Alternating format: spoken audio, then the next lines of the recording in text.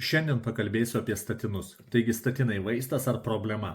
Daugelis mano, kad statinai yra būtini kovojant su aukšto cholesteroliu, tačiau naujausi tyrimai rodo, kad šalutinis jų poveikis gali būti rimtesnis nei mes manėme iki šiol.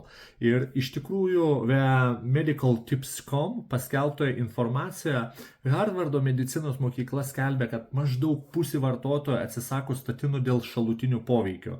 Raumenų skausmas, nuovargis, atminties sutrikimas.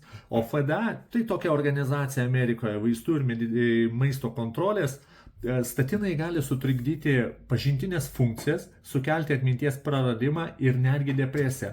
Taigi alternatyva be jokios abejonės yra sveika mityba, fizinis aktyvumas ir natūraliais metodais galima padėti kontroliuoti cholesterolį be vaistų. Kas yra natūralūs metodai? Parašyk man į telegramą ir aš tikrai tau patarsiu, ką padaryti.